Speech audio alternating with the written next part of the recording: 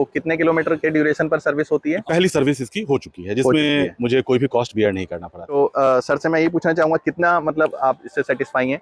आप सिटी में चलते हैं तो कितना रेंज जो है इसका मिल जाता है फुल चार्ज पर? गाड़ी को 90% के बाद में आपकी कोई भी electric vehicle tert wise mode में आ जाती है। तो आपको ईवी का जो ड्राइविंग बिहेवियर है वो बिल्कुल ही आईसी इंजन से थोड़ा सा डिफरेंट मैं कहूँगा आपसे। डेली में कितनी यूनिट पर चार्ज पे लग जाती है इसका, और मंथली कितना बिल आपका इंक्रीज हुआ इस व्हीकल को लेने के बाद, और ये एक्सपेंसेस आपके कब तक कवर हो पाएंगे? क्या सोचा है, क्या लगता है आपको, क्योंकि आपकी रनिंग बहुत ज्यादा कम है? बिल्कुल, इसमें एक प्रशांत जी मैं छोटा सा कंफ्यूजन लोगों को दूर करना चाहूंगा। लोग कहते हैं कि भाई 8 साल में मेरी बैटरी खराब हो गई तो क्या होगा। एक सेल का जो आज के दिन में कॉस्ट आता है वो 1500 रुपीज आता है। एक मिथ और भी आपसे मैं शेयर करना चाहूंगा कि लोग बोलते हैं क्या कि भाई गाड़ी में आग लग जाती है। अगर आपके मीटर का लोड 1 किलोवाट है, 2 किलोवाट है, तो क्या उस पे हम चार्ज कर पाएंगे या फिर इससे ज्यादा लोड हमको लेना पड़ेगा, जैसे कि 26 किलोवाट? नमस्कार दोस्तों, एक बार फिर से स्वागत है आप ही के यूट्यूब चैनल पर। दोस्तों, जब भी इलेक्ट्रिक व्हीकल की बात आती है तो ऐसे में टाटा मोटर्स का नाम जरूर आता है। तो आपने देखा होगा पिछले कुछ सालों में इलेक्ट्रिक व्हीकल का चलन बहुत ज़्यादा बढ़ा है। इसके पीछे का जो कारण रहा है वो ये रहा है कि एक तो बढ़ते महंगाई, यानी कि पेट्रोल के जो दाम हैं वो तेज़ी से बढ़ रहे हैं, और इसी के साथ साथ अब अगर हम दूसरा ऑप्शन सेलेक्ट करें सीएनजी, तो उसके भी कहीं ना कहीं पेट्रोल के इक्विवेलेंट ही प्राइसिंग हो गए हैं। तो ऐसे में जो ऑप्शन बचता है वो तीसरा ऑप्शन यही बचता है कि इलेक्ट्रिक व्हीकल पे शिफ्ट हुआ जाए। और एक और इसका फ़ायदा मैं आपको बता दूं कि जैसे कि जो गवर्नमेंट जो फेम सब्सिडीज़ दे रही हैं उसने भी कहीं ना कहीं आकर्षित किया है, एनकरेज किया है इलेक्ट्रिक व्हीकल्स को खरीदने के लिए। तो आज हम ऐसे ही इलेक्ट्रिक व्हीकल के बारे में बात कर रहे हैं। इसका पूरा ऑनरशिप रिव्यू लेंगे हम कि गाड़ी कितने किलोमीटर चल गई, कैसा एक्सपीरियंस रहा, क्योंकि मेरे चैनल पर मेरे पास काफ़ी सारे कमेंट्स भी आ रहे थे और इसी के साथ साथ मेल्स मेरे को आ रही थी कि आप सीएनजी व्हीकल के बारे में काफ़ी अच्छी इन्फॉर्मेशन देते हैं, उसके बारे में पूरा डिटेल्ड इन्फॉर्मेशन आपको मिलती है चैनल पर आप ईवी के बारे में क्या ख्याल है, इसके बारे में भी अपनी राय रखें, इसका भी एक रिव्यू दें। तो दोस्तों, ज़्यादा देरी ना करते हुए चलते हैं और स्टार्ट करते हैं वीडियो को। तो वीडियो को स्टार्ट करने से पहले कहना चाहूँगा कि अगर चैनल आपने अभी तक सब्सक्राइब ना किया हो तो वो कर लीजिएगा। वीडियो पसंद आए तो वीडियो को लाइक करने के साथ साथ बेल आइकॉन प्रेस कर लीजिएगा, ताकि इसी प्रकार की इंफॉर्मेटिव वीडियोस बिना किसी स्पॉन्सर के, यानी कि no sponsored, no propaganda, only genuine information आपको इस चैनल पर मिलेगी। तो चलिए स्वागत करते हैं निशांत जी का, जो कि हैं गाड़ी के ऑनर। कैसे हैं सर? आपका स्वागत है। बहुत बहुत धन्यवाद। मैं अच्छा हूँ, आप कैसे हैं? मैं ठीक हूँ सर। तो सर, मैं थोड़ा सा जानना चाहूँगा कि ये आपने ईवी ली, तो ईवी के लिए मतलब कैसे आपका मन बना ईवी को लेने का? अभी क्या है कि ईवी जो पेट्रोल व्हीकल है उससे काफ़ी ज़्यादा महंगी है। तो आपका मतलब कैसे मन हुआ ईवी को लेने का? प्रशांत जी, देखिए, अगर मेरे से कारण पूछें तो 2 प्रमुख कारण हैं। जी। एक तो जो फ्यूल का कॉस्ट है, आप भी देख रहे हैं कि फ्यूल का कॉस्ट हमेशा आपका बढ़ता ही जा रहा है और अभी क्लोज टू 100 रुपीज आपका आ चुका है। एक तो ये कॉस्ट का मामला है, और दूसरा जो मेंटेनेंस का आपका है। ठीक है, हाँ, अगर इन दोनों चीजों को अगर आप ख्याल करें तो, या कंपेयर करें आप इन चीजों को, तो ईवी आपका बहुत ही ज्यादा इकोनॉमिक है compare to IC, that is internal combustion engine. ठीक है, राइट। और जहां तक मेंटेनेंस की बात करें तो आईसी इंजन और जो ईवी इंजन है, दोनों के मेंटेनेंस कॉस्ट में काफी का फर्क है आपका है। जहां आपका आईसी इंजन का जो मेंटेनेंस कॉस्ट आपका तकरीबन 10,000 to 12,000 आपका आता है, वहीं पे इसका जो मेंटेनेंस कॉस्ट है वो आपका 1500 to 2000 के बीच में आपका आता है। अच्छा, तो इसकी सर्विसिंग वगैरह भी आप कराते हैं? बिल्कुल। तो कितने किलोमीटर के ड्यूरेशन पर सर्विस होती है? अमूमन आपका 6 मंथ या 1200 किलोमीटर पे आपकी इसकी सर्विसिंग होती है। फर्स्ट सर्विस तो मेरी नई गाड़ी है तो सर्विसिंग तो फ्री है इस टाइम पे, लेकिन जो टाटा मोटर्स ने मुझे बताया था कि 2000 to 2500 के बीच में आपका कॉस्ट आपका आएगा। ओके 2000 किलोमीटर पे आपको सर्विस करानी होती है, और लमसम इसका जो कॉस्ट आता है वो 2000 to 2500 के बीच में आपका कॉस्ट आता है। ओके, तो अभी तक आपने कितनी चला ली है? इस गाड़ी को मैंने अभी तकरीबन 1500 किलोमीटर चलाई है। Okay, right. और इसकी पहली सर्विस इसकी हो चुकी है, जिसमें मुझे कोई भी कॉस्ट बियर नहीं करना पड़ा था। ओके, तो सर्विस कंपनी की तरफ से कुछ फ्री मिलती है आपको? हाँ, पहली 3 सर्विस आपको फ्री मिलती है इसमें। Okay, right. पहली 3 सर्विस फ्री रहती है, जो कि हर 6-6 महीने के ड्यूरेशन पे या फिर 2000 किलोमीटर पे जो भी अर्लियर हो जाए, राइट, उस पे आपको कराना है। बिल्कुल। ओके, तो कितना मतलब सेटिस्फाइंग है गाड़ी से? क्या मतलब आपको लगता है कि आपने इतना ज़्यादा इन्वेस्टमेंट किया है? क्योंकि अगर मैं बात करूं आईसी इंजन, तो अगर मैं इसका कंपैरेटिवली लूं तो स्विफ्ट डिजायर है जो कि 8 से 9 लाख रुपए में मतलब ठीक ठाक आ जाती है, बट आपने यहाँ पर 12.5 लाख के आसपास खर्च करे होंगे। 12.5 से 13.5 का इसका जो एक्स शोरूम प्राइस है, लगभग यही है। और दोस्तों मैं आपको बता दूं कि जो इलेक्ट्रिक व्हीकल में जो एक्स शोरूम प्राइस रहता है, वही इसका ऑन रोड प्राइस भी रहता है, क्योंकि इसमें जो रजिस्ट्रेशन फीस है और रोड टैक्सेस वगैरह हैं, वो जो गवर्नमेंट है वो वेव ऑफ कर देती है। बाकी वेरी करता है स्टेट टू स्टेट। तो सर से मैं ये पूछना चाहूंगा, कितना मतलब आप इससे सेटिस्फाई हैं? देखिए, जहाँ तक सेटिस्फैक्शन है, तो मेरा जो प्राइमरली मुझे सिटी में ड्राइव करना होता है। ओके। और आपको भी पता है कि दिल्ली एनसीआर में ट्रैफिक का क्या मामला है, स्पेशली गाजियाबाद में होता है, तो बहुत ही ज्यादा ट्रैफिक आपका है। तो उस हिसाब से अगर आप देखें तो हाईली सेटिस्फाइंग है। एक तो आपकी ऑटोमेटिक गाड़ी होती है, कोई क्लच पैडल की जरूरत नहीं है आपको है, और ऑटोमेटिक और डायरेक्ट मोटर होने की वजह से हम सबको पता है कि आपके जो भी इलेक्ट्रिक व्हीकल्स हैं उसमें प्राइमरली 2 कंपोनेंट आपके हैं, बैटरी और आपका मोटर होता है। हाँ, बिल्कुल। तो आपका जैसे ही गाड़ी आपने इग्निट किया, उस समय से ही आपको मोटर से पावर मिलना शुरू हो जाता है। ठीक है। तो थ्रॉटल की प्रॉब्लम आपको आती नहीं, आपको है पहली बात। और सिटी में ड्राइव करना एक्सट्रीमली इजी है। अगर आप कहें तो अगर आपका बच्चा अगर 15 इयर्स प्लस है, क्योंकि गवर्नमेंट नॉर्म से मैं चल रहा हूँ, तो उसे भी सीखना और चलाना बहुत ही आसान रहेगा। Okay, right. हाँ, क्योंकि इसमें क्लच वगैरह का कोई सिस्टम नहीं है, गियर वगैरह नहीं है, तो ये ज्यादा आसान रहता है। तो मतलब सिटी में आपको, जैसे कि आप सिटी में चलते हैं, तो कितना रेंज जो है इसका मिल जाता है फुल चार्ज पर? देखिए, जहाँ जो तक कंपनी क्लेम करती है, मेरे ख्याल से 315 किलोमीटर का क्लेम करती है। बिल्कुल। तो आपको लगभग कितना मिल जाता है? देखिए, कंपनी 315 क्लेम करती है, जैसे आपने बताया है, लेकिन अगर आप मेरे से पूछेंगे कि मुझे एक्चुअल अभी कितना मिल रहा है, उसको बताने से पहले मैं एक छोटी सी बात बताना चाहूंगा कि गाड़ी को 90% के बाद में आपकी कोई भी इलेक्ट्रिक व्हीकल टर्टवाइज मोड में आ जाती है। ठीक है, यानी कि गाड़ी की स्पीड जहाँ तक मुझे ध्यान है वो 20 to 30 किलोमीटर के आसपास में होती है। और सिटी में आप मान के चले कि आपको ये क्लोज टू 180 to 200 के बीच में रेंज देगी आपको ये। ओके, उससे ज्यादा एग्जैक्टली सिटी में, खास करके आप गाजियाबाद और दिल्ली की बात करूं मैं आपसे, तो 180 to 200, इससे ज्यादा एक्सपेक्ट ना करें आप। ओके, तो ये फुल चार्ज में आपको रेंज आप बता रहे हैं? बिल्कुल। कंपनी जो क्लेम करती है उसमें और इसमें काफी ज्यादा वेरिएशन आ जाता है, लगभग 100 किलोमीटर, 120 का किलोमीटर का। इसका ना प्रशांत जी, कुछ इसके प्राइमरी रीजन है। मैं थोड़ा सा टेक्निकल जाना चाहूंगा। जी। जैसे कोई भी इलेक्ट्रिक व्हीकल में आपका रीजनरेशन मोड होता है, ठीक है, बिल्कुल। तो 100% अगर गाड़ी आपकी चार्ज है तो रीजनरेशन मोड आपका काम नहीं करेगा। वो तो नहीं होगा, ऑफ कोर्स नहीं काम करेगा। और ये काम करना शुरू करता है 90% के बाद से। कंपनी कहती है 95%, लेकिन मेरा जो अपना पर्सनल एक्सपीरियंस है कि 90% के बाद से जाकर के आपका रीजनरेशन मोड एक काम करना शुरू करता है, बहुत ही माइल्ड। और 80% से जब नीचे आपकी जाती है बैटरी, तो ये इफेक्टिव आपको दिखनी शुरू हो जाती है। तो आप रीजनरेटिव मोड को अपने हिसाब से सेट कर सकते हैं क्या? बिल्कुल। मतलब लो, मीडियम, हाई पे आप इसको सेट कर सकते हैं। बिल्कुल।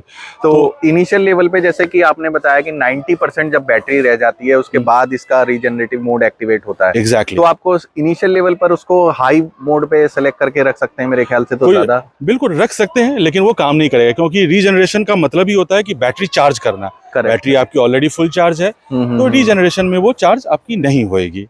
ओके। तो अब आते हैं, जो आपने क्वेश्चन पूछा कि भाई इसका जो एवरेज है वो आपका कंपनी क्लेम करती है 315, जबकि एक्चुअल में मैं बता रहा हूँ 200। तो इसके जो रीजन है कि एक तो आपका कंसिस्टेंट ट्रैफिक, आप कंसिस्टेंट ड्राइव नहीं कर सकते due to high traffic, right.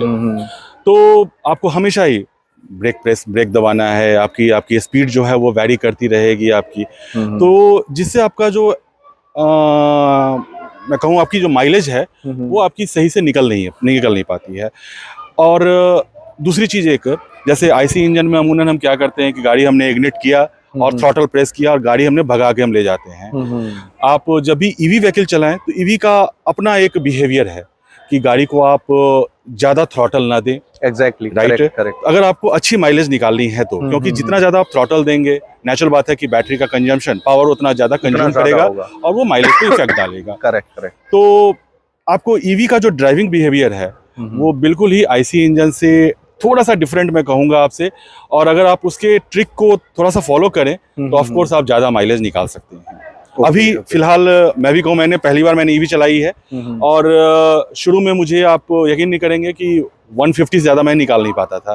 तो धीरे धीरे मैं इसके पैटर्न को समझ रहा हूँ और 200, 205 के आसपास मैं भी अचीव कर पा रहा हूँ। नहीं, बिल्कुल ये सही कहा। मैं भी बताना चाहूंगा इसमें कि जो एक रीजेनरेटिव मोड है उसको अच्छे तरीके से भी बहुत लोग नहीं समझ पाते हैं, क्योंकि जिन्होंने इनिशियल लेवल पर अभी स्टार्ट किया है या जिन्होंने अपने पहला इलेक्ट्रिक व्हीकल लिया है, तो वो रीजन कैसे करें। मैंने पिछली वीडियोस में भी बताया है कि रीजेनरेटिव को करने के लिए रीजन ज्यादा से ज्यादा, जिससे कि बैटरी को आप चार्ज कर सकें, ऐसे के लिए आपका ड्राइविंग एक्सपीरियंस जो है वो थोड़ा सा आपको बदलना पड़ेगा। अपने आईसी इंजन को जैसे आप चलाते हैं, अपनी जो पेट्रोल व्हीकल को या डीजल व्हीकल को चलाते हैं, उसके बिल्कुल उलट है ये गाड़ी, क्योंकि जितना ज्यादा आप थ्रॉटल प्रेस करेंगे उतना ही पावर जाएगा आप इसकी मोटर को और उतना ही जल्दी बैटरी डिस्चार्ज होगी।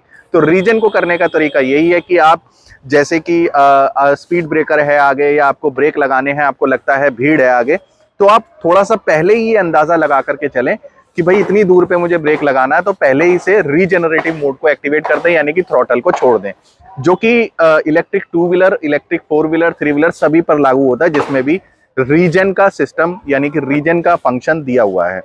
तो अगला जो मेरा आपसे क्वेश्चन रहेगा वो यही है कि कितनी यूनिट, क्योंकि सबसे बड़ा क्वेश्चन यही आता है कि डेली में कितनी यूनिट पर चार्ज पे लग जाती है इसका, और मंथली कितना बिल आपका इंक्रीज हुआ इस व्हीकल को लेने के बाद। देखिए, अगर मैं इसको चार्जिंग या कॉस्ट की बात करूं आपसे, तो इसमें 26 किलोवाट की बैटरी लगती है। बिल्कुल बिल्कुल। तो टेक्निकल बात करें तो 26 किलोवाट को चार्ज करने के लिए 26 यूनिट की आपकी जरूरत बिल्कुल लगती है। हाँ। और कंपनी कहती है क्या कि भाई आप 20% जब आपकी बैटरी पहुंच जाए तो इससे चार्जिंग कर लो आप। ठीक है, ओके।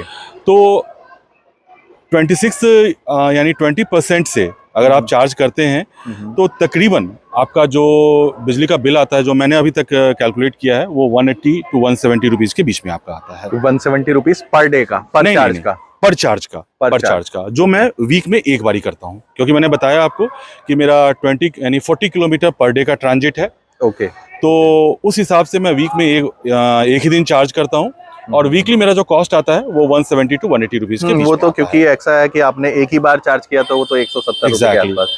तो मोटा मोटा हम लगा के चलें तो ये 600-700 रुपए मतलब से भी कम का हो गया, जो मंथली इसका बिल हो गया। बिल्कुल, आप अगर 4 वीक्स मान के चलें तो अगर मैं राउंड फिगर में 200 भी मान लूं तो 800 रुपीज, जो 800 से कम है। बिल्कुल बिल्कुल। और यही अगर हम पेट्रोल व्हीकल या कोई डीजल या सीएनजी व्हीकल लेते तो उसमें 40 किलोमीटर का कॉस्टिंग काफी ज्यादा आ जाता है, क्योंकि अगर मैं मोटा मोटा एक लूं कि भाई जो 3 रुपए पर किलोमीटर का कॉस्ट है पेट्रोल पर या फिर सीएनजी पर, तो पेट्रोल पर तो ज्यादा ही हो जाता है। सीएनजी पर अगर मैं 3 रुपए पर किलोमीटर का भी लूं तो काफी ज्यादा कॉस्टिंग आ जाता है। बट मेरा जो एक क्वेश्चन और रहेगा सर से वो ये है, कितनी वारंटी कंपनी देती है और ये एक्सपेंसेस आपके कब तक कवर हो पाएंगे, क्या सोचा है, क्या लगता है आपको, क्योंकि आपकी रनिंग बहुत ज्यादा कम है। बिल्कुल, अगर मैं अपनी रनिंग के हिसाब से एक कॉस्ट आपको बताऊं तो तकरीबन या एक साल में मैं आपको 60 to 65,000 मैं सेव करूंगा कंपेयर टू आईसी। आपने मतलब ये कैलकुलेट मैंने किया हुआ है 60 to 65,000। अच्छा, और अगर आप कहें कि कंपनी वारंटी कितनी देती है, तो कार पे आपकी जो वारंटी है वो 3 इयर्स है या 1,25,000 किलोमीटर है, और बैटरी पे 8 इयर्स या 1,60,000 किलोमीटर है आपकी है। ओके, ठीक है, बैटरी पर 8 इयर्स की वारंटी। एग्जैक्टली, बैटरी पे आपकी 1,60,000 या 8 इयर्स की आपकी कंपनी वारंटी देती है। ओके। इसमें एक प्रशांत जी, मैं छोटा सा कंफ्यूजन लोगों को दूर करना चाहूंगा। लोग कहते हैं कि भाई 8 साल में मेरी बैटरी खराब हो गई तो क्या होगा। भाई 8 साल में तो, क्योंकि आप अगर गूगल भी करेंगे तो आपको एक फाइंडिंग मिलेगी कि भाई बैटरी की जो कॉस्ट होती है वो गाड़ी की कॉस्ट की तकरीबन 50 to 60% आपकी कॉस्ट होती है। बिल्कुल। तो अगर 13 लाख की गाड़ी अगर है तो अगर आप 60% निकालेंगे तो इस क्लोज टू 6 लाख से ज्यादा की आपकी पड़ जाएगी आपकी। इसमें तो एक नई ब्रांड न्यू गाड़ी आ जाएगी, तो भाई ये तो बहुत ही महंगा पड़ा मेरे लिए। यहाँ पे कंफ्यूजन ये है कि कभी भी कंपनी, पहली बात है बैटरी की आपकी चार्जिंग साइकिल होती है, बिल्कुल। चार्जिंग साइकिल, अब कंपनी टाटा का क्लेम करती है कि इसकी जो चार्जिंग साइकिल है वो 3000 है, ओके, यानी 3000 बारी आप चार्ज कर सकते हैं। बिल्कुल। अगर मैं वीक में 2 बारी चार्ज करता हूं तो ये क्लोज टू 15 ईयर्स जाएगी, जो इसमें आप 3000 आप पूरे कर पाएंगे। बिल्कुल, ठीक है। बिल्कुल, बिल्कुल। हर रोज आप चार्ज करते हैं हम्म, तो भी 8 ईयर्स जाएगी आपकी इसकी। ठीक है। बिल्कुल, बिल्कुल। पहला कंफ्यूजन तो मैं ये दूर करना चाहूंगा।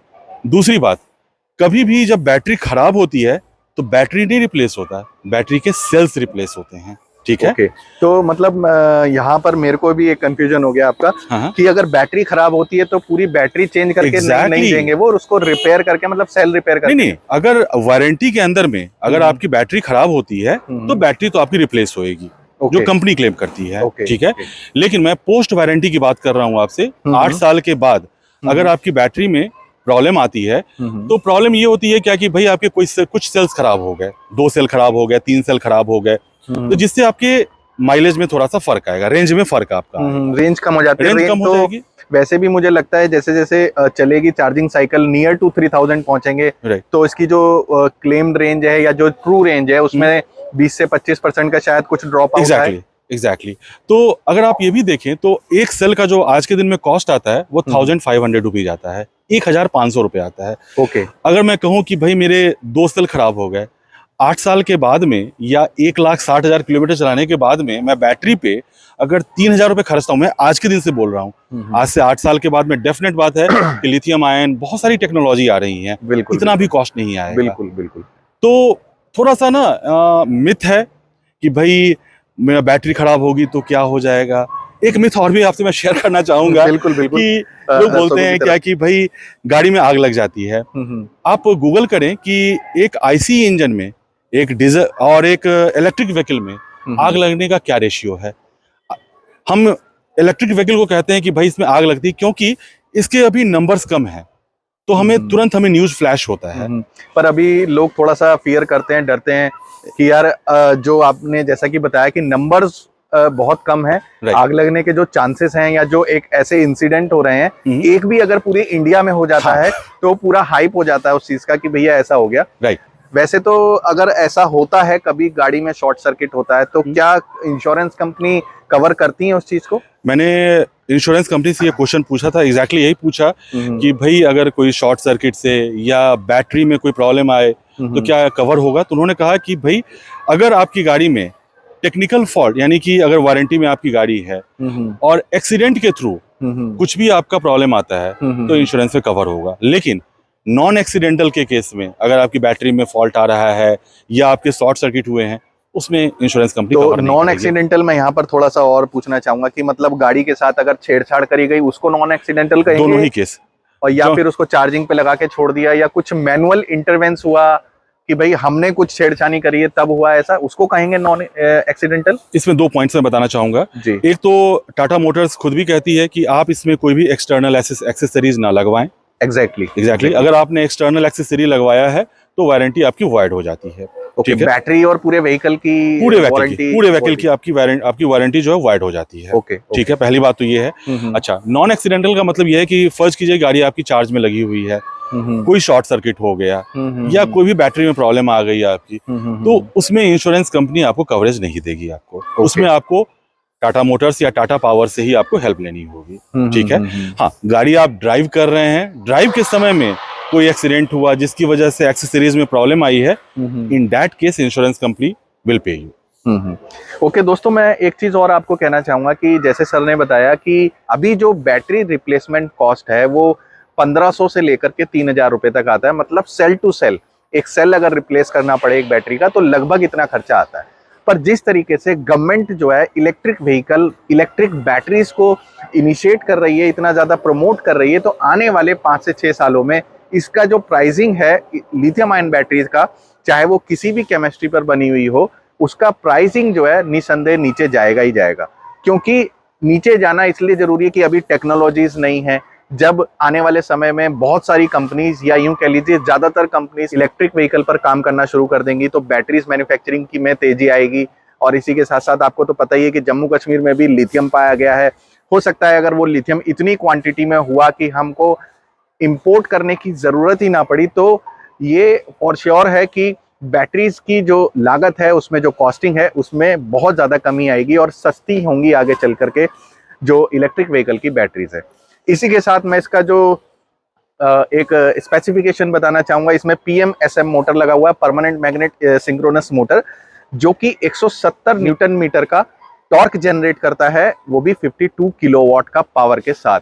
और इसमें 26 किलोवाट का जो है बैटरी पैक लगा हुआ है, जिसका कंपनी क्लेम करती है 315 किलोमीटर, पर जो एक्चुअल ऑनर ने हमें बताया वो ये बता रहे हैं कि भाई इसका जो ट्रू रेंज रहेगा सिटी में, तो ऐसे में 180 किलोमीटर से लेकर के 200 किलोमीटर का रेंज आपको इसमें मिल जाता है। तो इसी के साथ चलते हैं अगला क्वेश्चन, जो कि आप सभी लोगों के मन में आ रहा होगा, और वो ये है कि इसमें फुल लोड करके गाड़ी का जो रेंज आएगा वो कितना आएगा। यानी कि 5 पैसेंजर इसमें बैठे हुए हैं और आप सिटी में चल रहे हैं, तो ऐसे में अभी जो गाड़ी के ओनर हैं उनका कहना यह है कि उन्होंने कभी भी फुल लोडेड में गाड़ी को टेस्ट नहीं किया है। तो दोस्तों अगला जो इंपॉर्टेंट क्वेश्चन वो ये आता है कि भाई हम इसको घर पे चार्ज करते हैं, तो घर पे 220 वोल्ट का करंट रहता है, तो ऐसे में अगर आपके मीटर का लोड 1 किलोवाट है, 2 किलोवाट है, तो क्या उस पे हम चार्ज कर पाएंगे या फिर इससे ज़्यादा लोड हमको लेना पड़ेगा? जैसे कि 26 किलोवाट आवर का बैटरी पैक है, तो क्या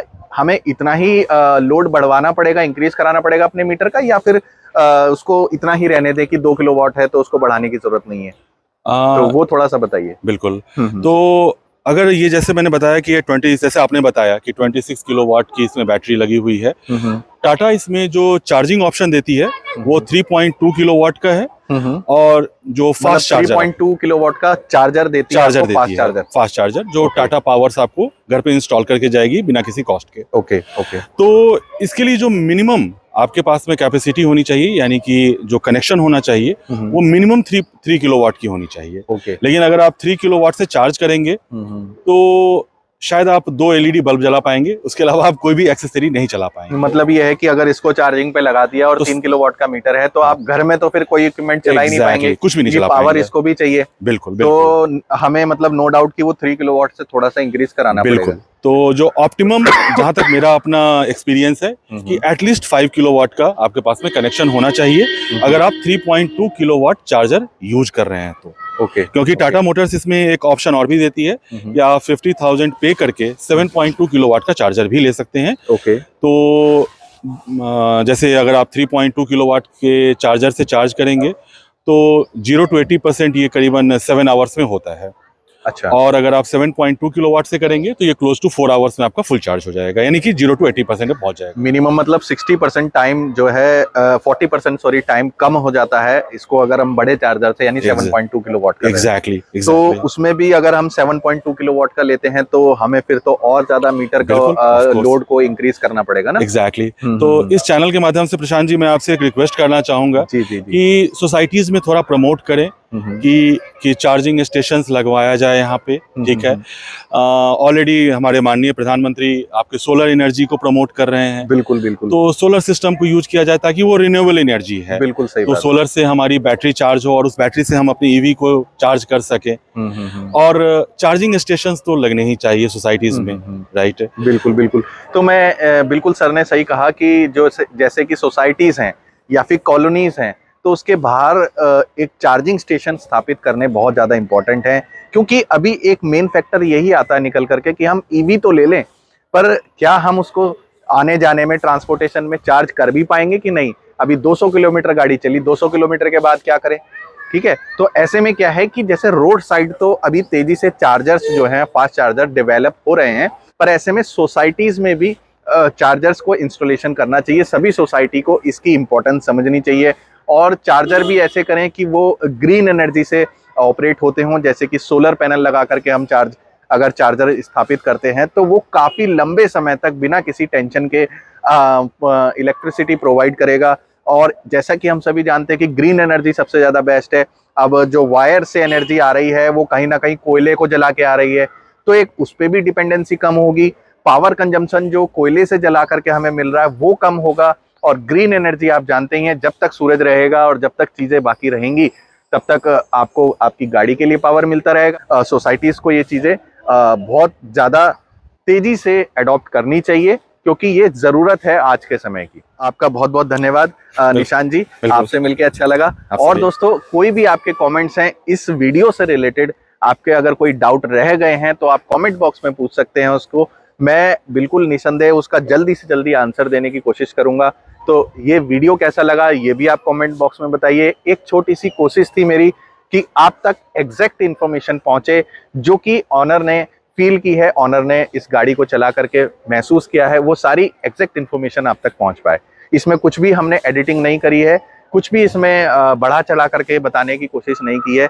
एक टाटा टिगोर ईवी अगर आप लेना चाहते हैं या कोई सी भी ईवी लेना चाहते हैं तो ये वीडियो आपके लिए बहुत इंपॉर्टेंट साबित होने वाली है। तो दोस्तों, ये वीडियो यहीं तक। आपका बहुत बहुत धन्यवाद।